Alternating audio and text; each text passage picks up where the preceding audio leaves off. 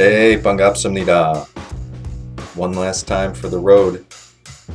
On more than a few occasions when having a life-pondering conversation with someone, I would describe how when I was 25 years old, I moved to New York City, blinked my eyes, and found that I was at my current age, which is a lot older. And that's really how life is as I learn each year. As a friend once said to me, it's like a roll of toilet paper. It goes by faster as you get closer to the end. Seems to be picking up speed all the time. When I first scrambled to Korea to teach English in 2011, the first 6 months were like a smorgasbord of emotions and senses.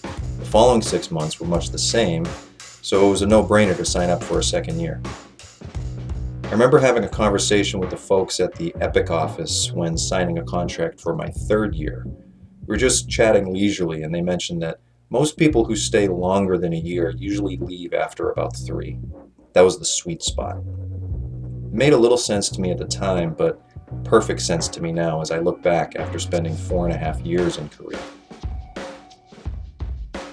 There is a basic time frame for seeing and experiencing the gist of what Korea has to offer a foreigner, and 3 years is essentially a fair amount of time to do it all. Like I mentioned before, 1 year is a blur.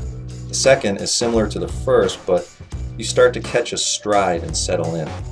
The third year is when many start to reach for things to do to keep the experience alive.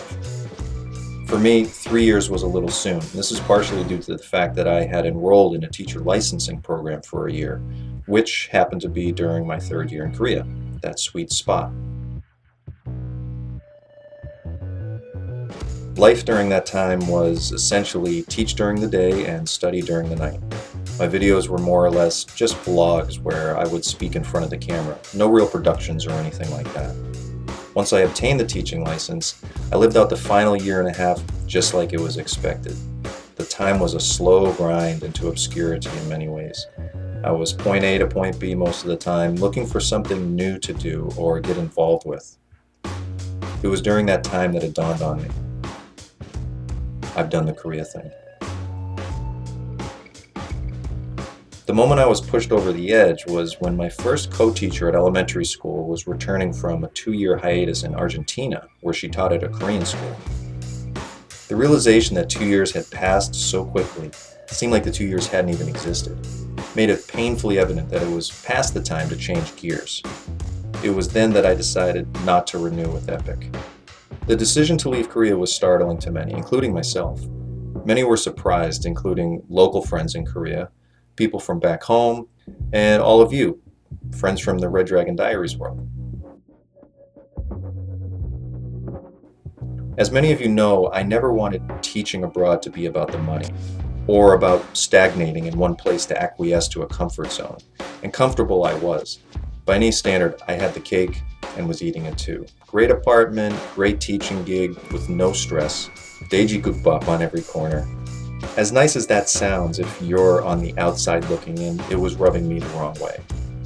That's not what this new life was supposed to be about for me. I really missed the unknown feeling of being in Korea. So I left.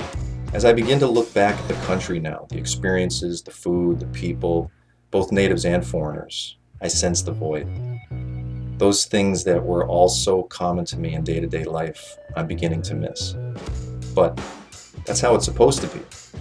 To leave yourself with good memories. To leave a good thing at the right time. Thanks so much to all of you for being a part of my life in Korea. Peace.